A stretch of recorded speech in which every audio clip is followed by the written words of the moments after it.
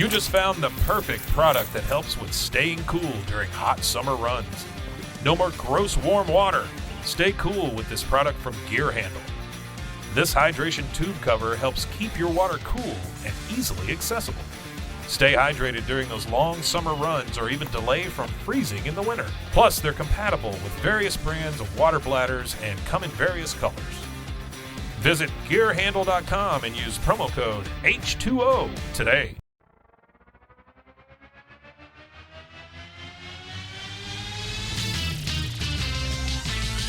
Frozen heroes. Gonna tell you about frozen heroes. Gonna tell you about comic books, costumes, facts, boots, and other stuff. In this week's issue, Eastman and Laird's Teenage Mutant Ninja Turtles. Welcome into Bros, Foes, and Heroes. I'm Zach, joined as always by the closed off, shelled one. Ooh, Mike. Closed off? I don't know. I was trying to think Like of something where I emotionally? could use shelled in there. Like emotionally closed off? Yeah. Oh, my. You have. I need to work we on all have that. issues. Yeah. But it's Mr. Mike. I'm Zach. Again, I just What's up, introed boys the and show, girls? so I don't need to get into that. Yeah. Want to remind you guys that we've started something last week that will continue again this week. That we also have extra content coming It's out on called Wednesdays. scabies. Well, that too. Oh. But usually the doctor can help you with that. I think in my. You've not had great luck with doctors lately, so I got to go to the hospital again this weekend. Yeah. So that was fun. yeah, that's just part of your life now. It is now. I Go to the think hospital once a week. Once a week, I go out and I test out the American healthcare system. mhm. Like that's my Thank God. go-to thing at this point. I mean, it's either you or John Travolta. So, Does he go to the? Well, he's Scientologist. I think they spot check the hospitals every once in a while. Oh, okay. I probably figured out they figured some reason that they said something bad against the church, And then they- so they had to find And someone. then to, they like, call move in the themselves hospital. sailors. Some sort of nautical term. I don't. Oh man, Such a weird well, religion. I'm going to take what I was going to say is on Wednesdays we have World's Finest Wednesdays content. This week we will give you the continuation of the story from last week, where Superman gave wanted to donate all of his body parts to somebody worthy after he died. As far as we know right now, Superman is in chunks, Well, he was and he's been installed sold off piece Yeah. by piece. to those bad guys To bad who now guys. have all of his powers. Yeah. So we will have the conclusion of that story with World's Finest 190 on One Wednesday guy's this week. crotch is very hot. For today, though, this is something that I wanted us to dive into for a bit, just because what we know about it now is somewhat different than how it began. Also, there's still a lot of similarities. Absolutely. And that would be, as I get back, we're also trying something different with the way we shoot the show. But that would be, let's see if I can do this. Oh, There we go. I got a little. Eastman and Laird's Teenage Mutant Ninja Turtles. I got a Kevin little Eastman and Peter Laird, the two that created the comic back in 1984 is when this was released. 83, 84. We're going to cover issue 1. I went ahead and I read a couple so I can talk about issue 2, because somebody makes an appearance in issue 2 who is also a big part of the Teenage Mutant Ninja Turtle lore, I guess. Shredder, No, he's in issue 1. Captain America, No, Captain America was never. Vanilla Ice. We did have, if you want to go back and listen, there's also a comic That's about true. Vanilla There's Ice a we Vanilla covered. Ice one, where he starts singing about But- turtles. What we're going to do is cover the first appearance of the Teenage Mutant Ninja Turtles. Now, a little bit of just backstory real quick before we dive in. This was something that Kevin Eastman and Peter Laird created together. I heard Eastman say that, like, when they made this first one, like they would hand pages back and forth to one another, like with the drawing and the dialogue and stuff. So you couldn't really tell where one stopped and the other began. So this is definitely like a group project between the two of them. You can see also a lot at the time. Frank Miller's Daredevil run was really big. So there's a lot of things from that you can kind of see from that. Also, they're both fans, or at least I heard Eastman bring it up, of like just Jack Kirby's action. It's like an homage and a parody and a lot of things all wrapped in one, but it was a very decent read. And I figured we'd go ahead and we would dive into the first appearance of Teenage Mutant Ninja Turtles. When I hear Eastman and Laird, I think it's like a photography company. They kind of sound like that, doesn't it? bit. It sounds like Eastman and Laird. We've been producing fine photographic equipment for 100 years. But the two of them, well, I can see that they got a loan from one of their uncles and scrapped up the amount, all the cash. That's they really had at how the they time started too, this thing? to print. Wow. It took them $3,000, and they are however much it was, they printed the first 3,000 issues. $3,000 and a cloud of smoke. No, it was, I don't know. I meant to say 3,000 issues was the first print. And after they sold out of that, then they had to print more.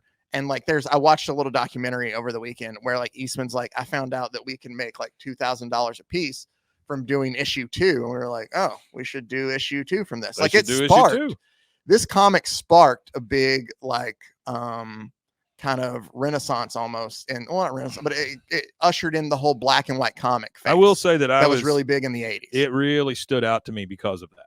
I can remember going over here to Golden's and seeing some of those first issues. Yeah. And it's really cool in black and white. Also, once they colorized it, something that we won't get into because we have black and white, all their what do you want to call bandanas, the things that they wrapped around their eyes, were all red to begin with. There were no color differences in colors. That came around with the cartoon series and the action figures. Like, that was done for that.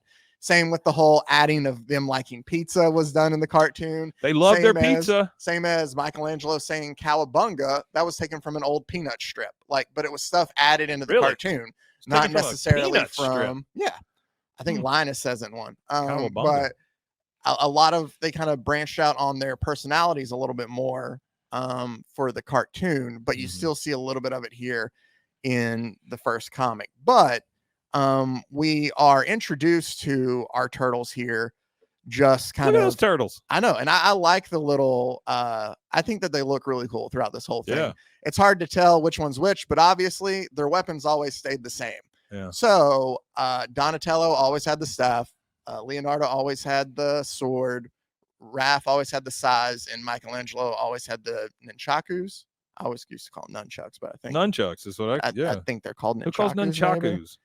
It's the same thing, I think. Sounds like a registered dog. We get our giant little splash page of the Eastman and Laird's Ninja Turtles there, and you can kind of see them all a little bit better. But yeah, I like that version. I do too. And the version's way better. We're gonna find out that this version is going to be a lot more violent. Yeah. In general, and the story makes some really cool sense. We started all off by we see them they're hunting down the foot, like I'm sorry, it's not the foot yet. It's I'm trying to see if I can read. I can't remember what they call them. The first group they come against, the purple dragons, maybe purple dragons, but it's a group of like a gang that's there in the New York City area. Man, they got 2 handguns and a shotgun. They do. They're by some greasy punks. We get fight scenes between the two of them kind of easily taking out this whole group. Obviously they didn't have any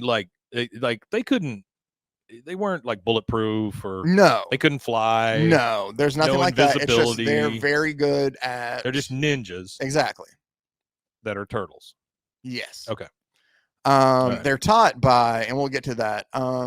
Anyway, I don't want to get too far ahead of myself. So they're able to take care of the gang there, and you can see like there's blood on the page. It's a lot more just violent in general. There's a part, I think it's here, or maybe it's later on. Did I miss it? Oh yeah, it's here. Like, you see Raph when he's running out with his twin size, and on that top right there, you see it looks like he's obviously, I would think, it stuck both dudes in the stomach, kind of. Yeah. I don't think you come back from that. No. Or else you're kind of all, rearranged there. But rearranged. So it's a more violent comic in general, of just they don't show restraint in a way, and we'll kind of get into that a little bit more. But so after they defeat this, first gang, they talk about how then they kind of just drift off into the sewers at night, where it's like them, like anywhere there's a manhole cover, like we can kind of disappear back into the shadows. Like that's what they do. They come out, they try to help the city any way they can, and then they just kind of disappear because they don't want to, they would think that their appearance would probably throw some people off, and they're just there to kind of help those who can't, is what it makes. Do you remember the club that they would go to in Police Academy? No, I thought you were going to say in Ninja Turtles. It was like a dance club they went to in Police Academy. It was called the Manhole. Was it really? Yeah. No, I got to be honest. I'm not too caught Certain up things on stick with me. I don't know. I did love this shot. of it here, of just Oh, like the that's cool. whole Yeah. cityscape there, because it makes it seem like it's just quiet, like they Uh-huh. all, you know, just kind of Yeah. disappeared again as they went away. But we are then introduced to Shredder here. And I'm going to go Super ahead and Shredder. take our bar away while we do this for a bit. Yeah.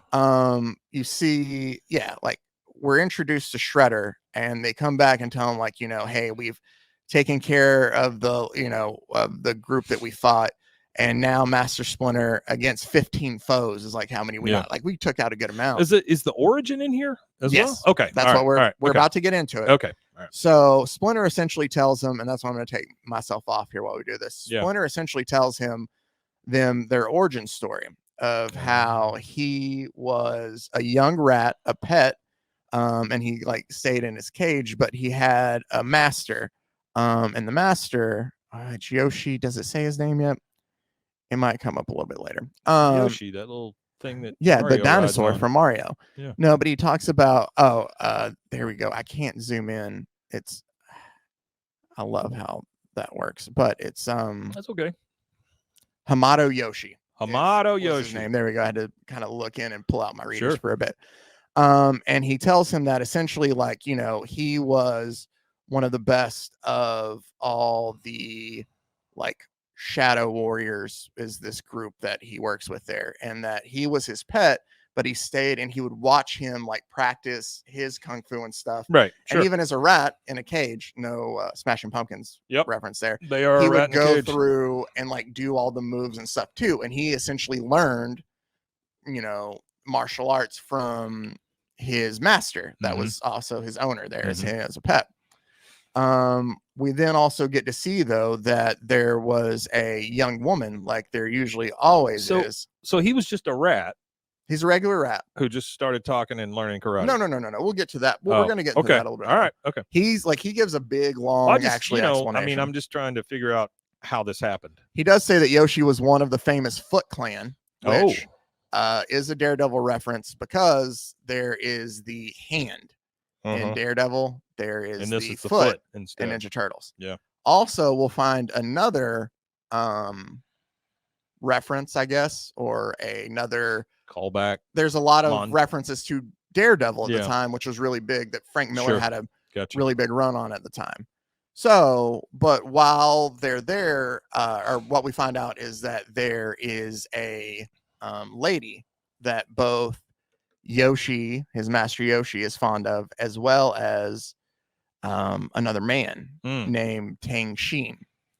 Now, Splinter tells the turtles that essentially, like, Tang Shin loved the woman, but was jealous because obviously she liked Yoshi more. He looks like Jackie Chan a little bit. So Yoshi shows up one day, like, Sheen is like, you either love me or else, and she's like, no, like, I love Yoshi. Yeah.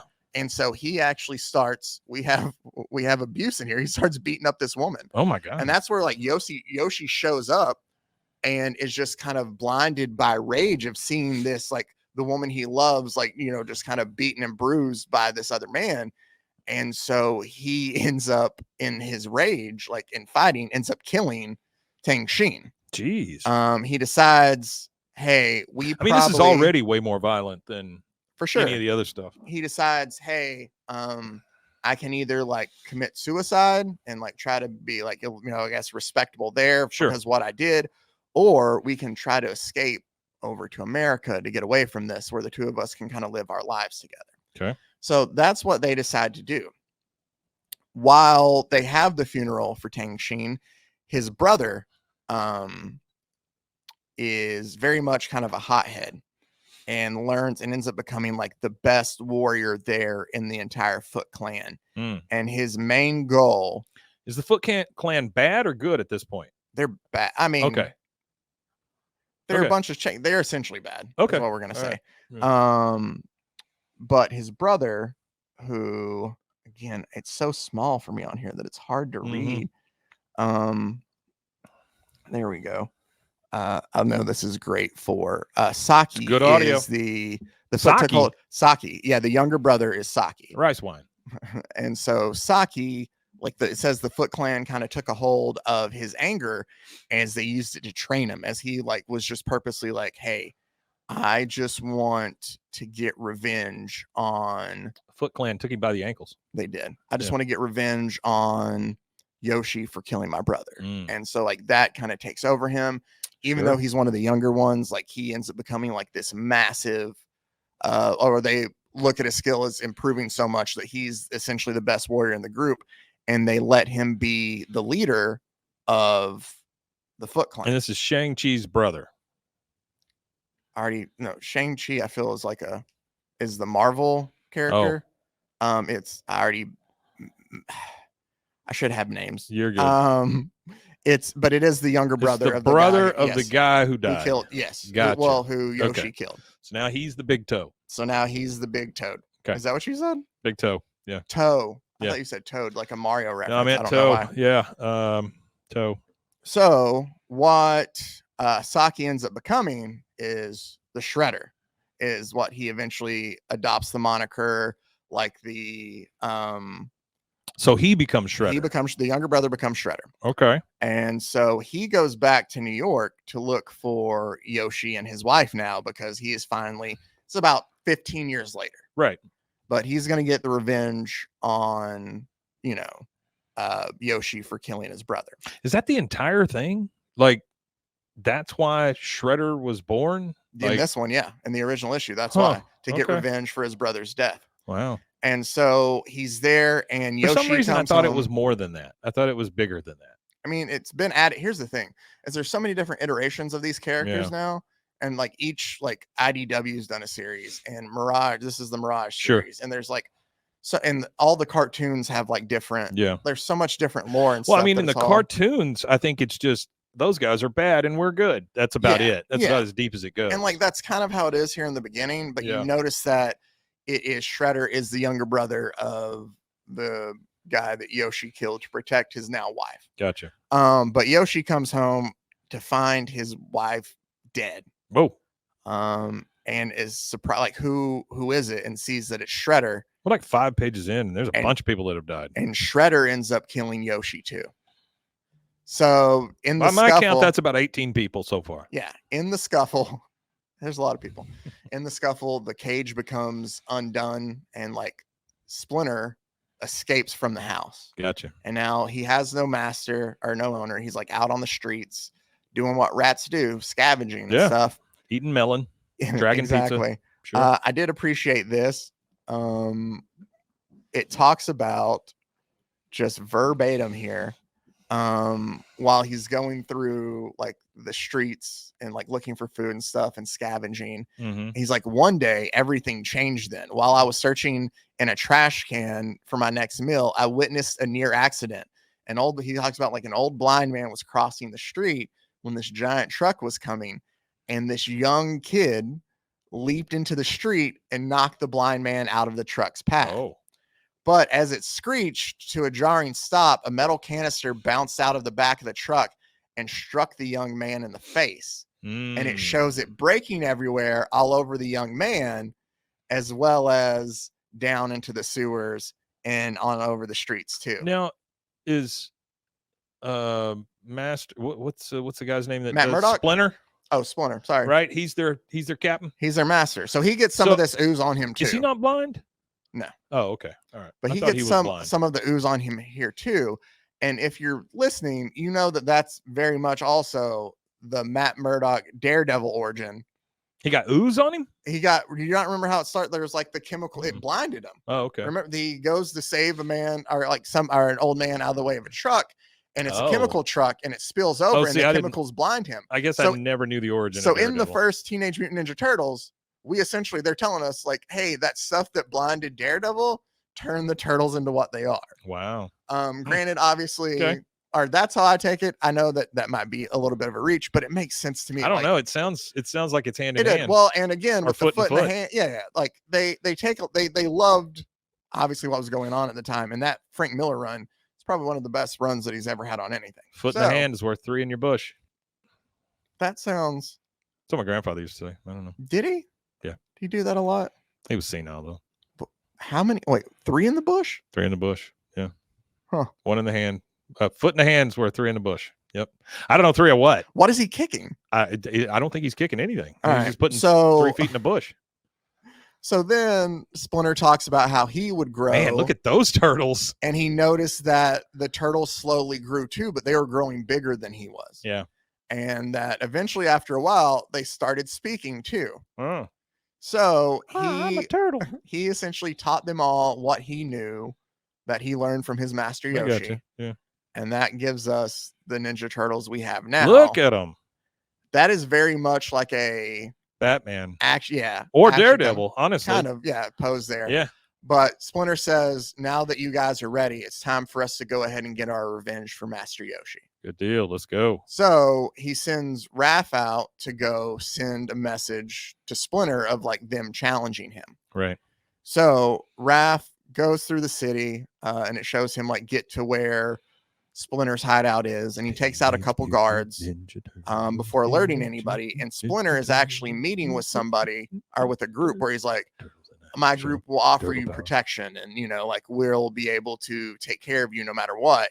And about that time, one of Raph's size that he has a note tied around, and he throws it through the window there, gets stuck to the wall, and they're like, okay, you're going to protect us. Gets and you stuck to a man's skull.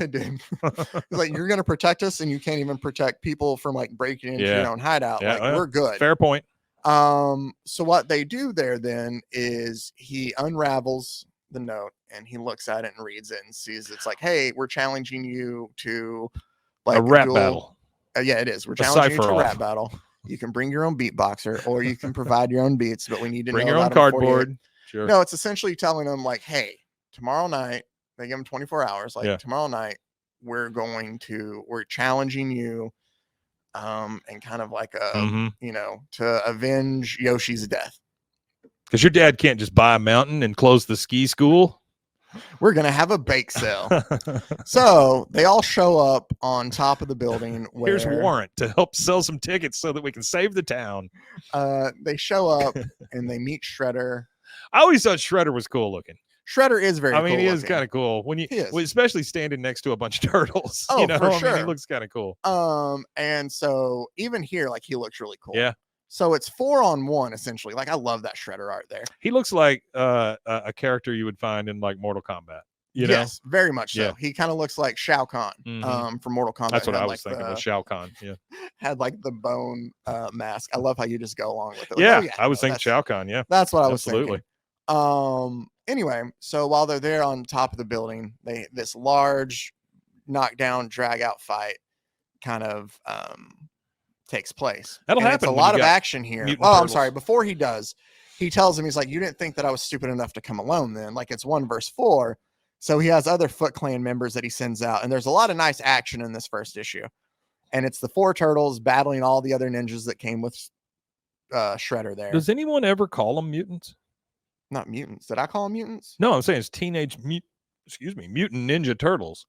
So I get the teenage, I get the ninja, I get the turtles. From the mutagen. Right, but does anybody ever call them mutants? Maybe. Okay. I didn't read. I read just the wondering. first 2 issues. Yeah, just wondering. I mean, because it's in the name, right? But does anybody ever say the whole name? Teenage Mutant Ninja Turtles. Yeah. Teenage Mutant Ninja. They're heroes in half shell. Turtle Power. Turtle Power. Yeah. Which is different from Nintendo Power. For sure. Completely different. But they were also in that too. I'm sure, probably. Like the Battletoads were in there. Hey, so it's America's sportscaster, Cam. Hey. The grin. Just and say hi, Cam. And the shocker for some reason. Is. So we'll be done in a second. So our turtles are wrapping it up. They are. They're getting close to it. So what we have here then is the giant battle as they're able to knock out and take care of all the other ninjas. I just love that art. I think that art is really cool. From the beginning, it's really good. It's cartoony, but it's action, and so what you're looking at there, that's very close to the way I draw things. Like I do a lot of shading and black and white. That's I'm not saying my art is near as good as this. I'm just saying that's the way I like to draw. Mm-hmm. Your art's not as good as that? No. Well, now you're just being maybe. I don't know. So, what happens is I'm kind of breezing over this a little bit because one, shorter episode today because I don't feel 100%. No, you feel terrible. Yeah. And 2, it's worth picking up and reading. Yeah. Like that's the Yeah, thing. Like I read the absolutely. second issue afterwards and like I enjoyed it. Yeah. Like these are good. And again, I've always been one that I don't want to give away everything because I want you to be able to find little things in there too still Sure. of like, yeah, you know, the general basis. You haven't told them they're turtles yet, have you? No, I haven't. Okay, But it's like I want it to be like if you want to decide to go read it and you read it, like you find new things still there reading it. But so they have this massive, just big knockdown drag out fight with Shredder. And Shredder is just taking care of each one of them. Like they run at him and he just like lays them to the side, or he's like, you know, punch to the gut. Like Shredder is a better fighter than all the turtles. And they kind of realize that until they decide, oh, we'll do this as teamwork then. And so like they kind of bombard him with like somebody throws stars. And while somebody's throwing stars, like somebody like Donatello goes in and, you know, like kind of gives him like a hit with the staff, or Raph will throw a hit. Like he's having to dodge multiple things. Yeah. And so that's where they're able to take care of, like he's focusing on everything else. And so Leonardo kind of goes in for, I think it's Leonardo here at the end. Mm-hmm. They bust off. Yeah, look at all the blood there on Shredder's chest. But like that's Donnie with the staff to the back. When was this from? 83, 84. Little did we know that's where Walmart got their logo down there at the bottom. Oh, it's like the Walmart logo. I see that. Yeah. But as Leonardo like dives at Shredder, you can see that Leonardo sword straight Right through the guy. Shredder. Right through him. Right through him. And as they're sitting there, they bring up, they're like, hey, all right, like you've been defeated. Do you have like, to tell a guy you. he's been defeated once they you tell fatally him, like, stabbed him? now you're beaten, like you're bleeding out, like you know. He's like, so finish it, you fools. I'm helpless. Like slay me now. And they're like, no, slay me now. I was like, no, we don't do that. We're turtles, not Finish dogs him. without honor. Like you for just showing up and you know. Yeah. And they're like, unlike you, Oroku Saki, which is his full name, so they know him. And they're like, we'll grant you the chance to redeem your honor. You can take this blade and commit seppuku, which is suicide. Yeah. And he's like, never. And he's like, all right, fine. If I must, then I'll kill myself. I will, but I'll take you turtles with me. Oh. And he pulls out a thermite grenade. Oh boy. And about that time, as he pulls the pin of the thermite grenade, Donnie throws his staff over, knocking Shredder over the edge. And as you can see, it's kind of hard to tell in black and white. He fell over a wall. He fell over the wall at the top of the building. Like they're at the top of a building, yeah. And he's falling down, and the grenade goes off. You can kind of see down in the bottom right, like it's lighter. It's lit up. Blast. Yeah. Mm-hmm. And then they're talking about it's over. Like our mission is accomplished. The master's been avenged. All right, let's go home. Like they're all beaten and just kind of like really cut up and bad. And as they walk away, they notice like Shredder's armor down there at the bottom. And one of them picks it up and it goes, it seems that Shredder has been shredded. Bum, bum, bum. Bum, bum, bum. And then our final. Ooh, I like that. And that's a nice they just panel. Toss the arm thing away. They don't care. Yeah. And they're like, we are the Teenage Mutant Ninja Turtles. We strike hard and fade away into the night.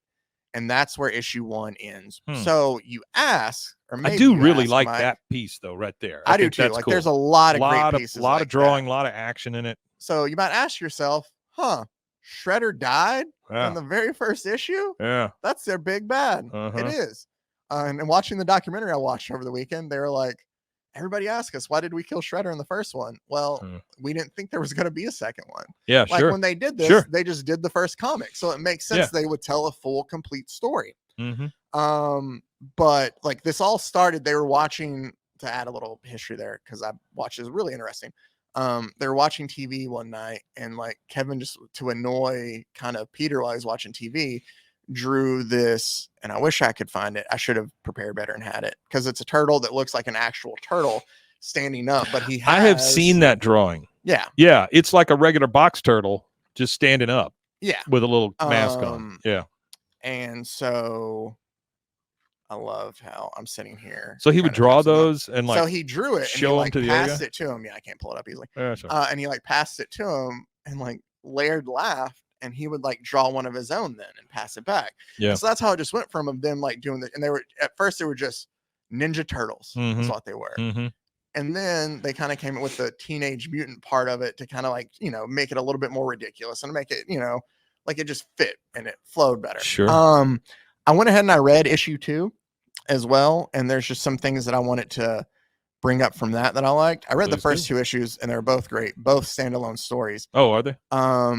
And like I think they did 11 issues, 13 issues, the 2 of them, before they kind of passed it off to other like guest writers and artists and stuff. When did it actually break? Like when it came, so like that first issue there that we just read, after those 3,000 sold, they wanted more, and they wanted more, and they wanted more. Yeah. When you have something very popular, at least at the time, second printings were a thing because obviously how popular it was. Sure. Yeah.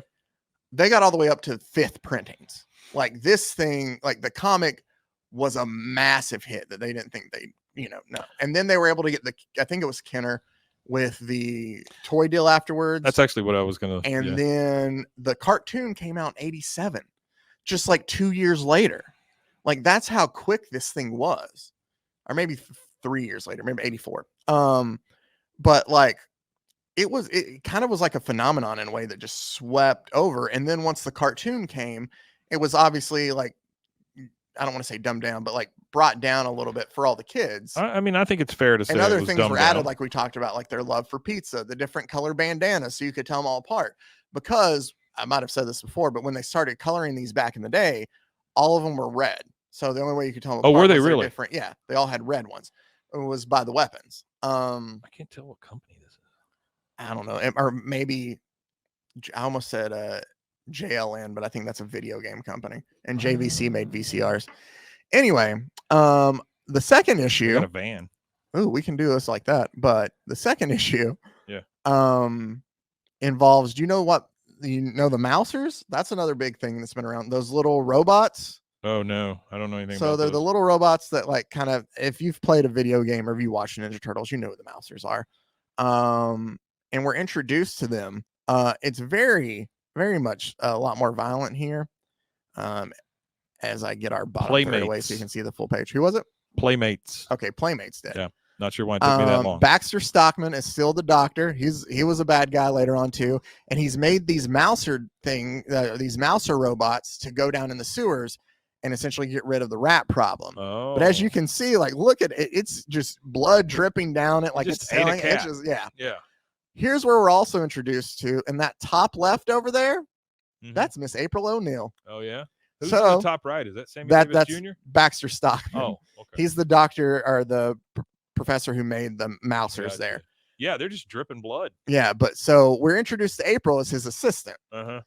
She meets the Turtles in issue 2. Great art there. I love that page. Really cool. So essentially in the second story, let me go through the art that I kept. So then and she becomes a reporter?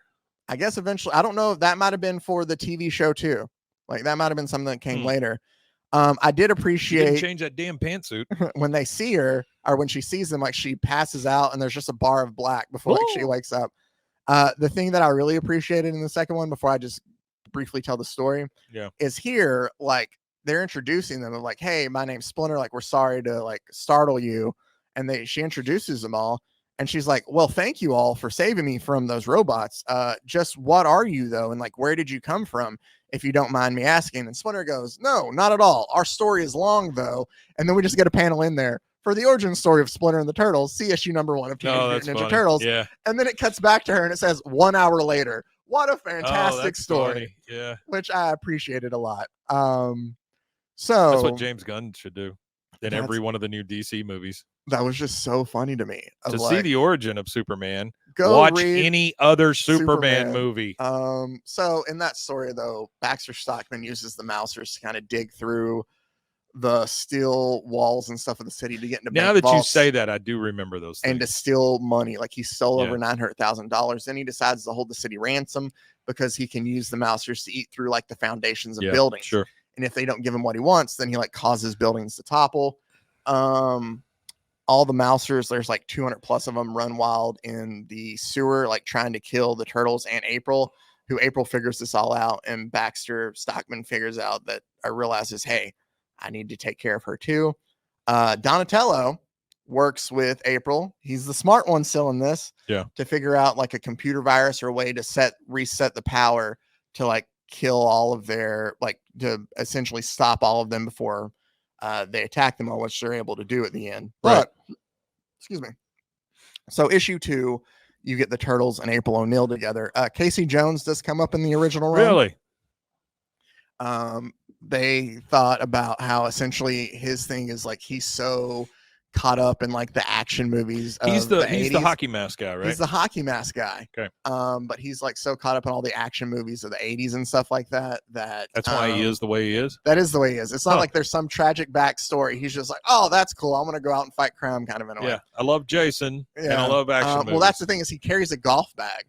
And in that golf bag, I think that was a Peter Laird I did. Kevin Eastman was in that golf bag. He has like a baseball bat and a golf club, and like he has just random sports stuff in there. That was always his deal, though, right? A baseball bat.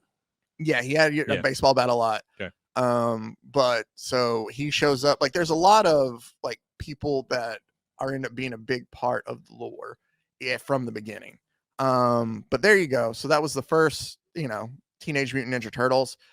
Different way to shoot it this week. Hopefully that works out well. We can try it. We'll play around with it in the future. If you're listening on audio, then it doesn't matter because there you go. I mean, you didn't watch any of it.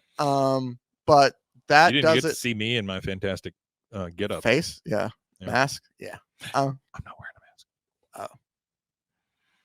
Anyway, Wednesday this week, the conclusion of The Man Who Deserves Superman's Heart. I can tell you it starts off with a folk song about Lex Luthor. Really? That is fantastic. Because it's talking about how Lex, just kind of he stole all Superman's parts and he's created all these bad guys. Yeah. And we get the conclusion of how they're able to stop the Big Four, which it is something, Mike. It's a lot of concerns you brought up in the first one that will be answered in the second one here. I just want to know where all this crap went. I mean, and I don't think they really cut up Superman. I think they cut up somebody else, but don't tell me. All right. Yep. Well, you'll have to wait till Wednesday to find out. As always, thank you guys for taking the time out to watch and or listen. Yes. Make sure to check out the other podcasts on the Rogue Media Network family of stations. RogueMediaNetwork.com. Hey, by the way, can I interject something real quick? Yes, you can. I have started a new little series called Bad Guy Compendium. Ooh. And they're about 5 to 8 minutes long each time. It is a lot of AI, but it's still good information. There's a guy reading the history of different bad guys throughout comics and comic book movies and stuff like that. So we did the Joker, did Lex Luthor, did I don't remember the first one we did, but anyway, there's more coming. Just check that out if you can. There you go. Bad Guy Compendium. Bad Guy Compendium. Mm-hmm. That is a $5 word if I ever heard it. One. Is. And the fact that I could get it right makes me happy. Yep. I meant to tell you while we're just interjecting stuff. I don't know if I've told people this, or I told you this on our YouTube page right now. If you want to go vote, I put up a poll last week for books that you wanted us to cover during October. Because we're focusing, like what I like to do every October is focusing on more horror themed books. Yeah. So I have 4 options up there right now. Something's Killing the Children, The Nice House on the Lake, Harrow County, and Alan Moore's Swamp Thing. Now, so Swamp Thing's the only one I've ever heard of. Alan Moore's Swamp Thing is currently leading right now, but Something's Killing the Children is following up behind second. We might end up doing both. I have some.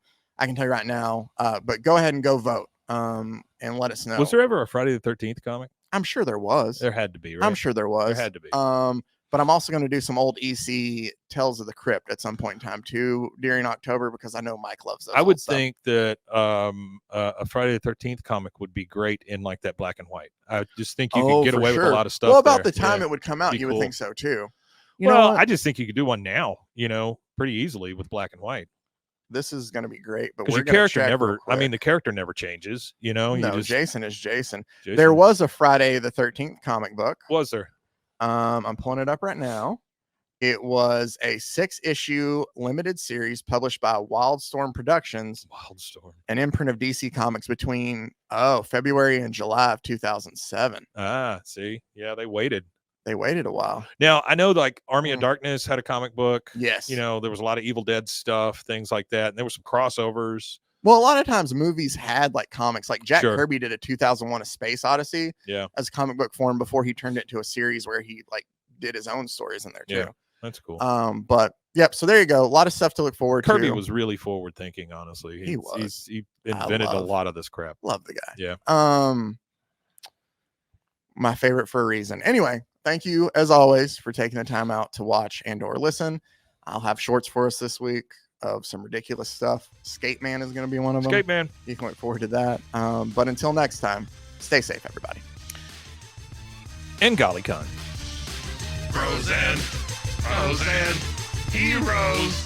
Gonna tell you about pros and heroes. Gonna tell you about.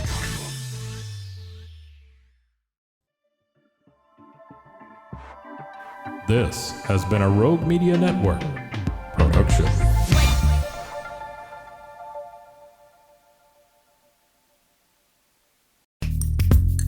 Are you a podcaster? Let's talk podcast hosting. Are you tired of your current podcast host? Need real support and a community that gets it? At Rogue Media Network, we offer top-tier podcast hosting services to help you thrive. From hosting and distribution to dedicated support, we've got you covered. Starting as low as $25 a month. Join our community of passionate podcasters today. Contact us at hello@roguemedianetwork.com.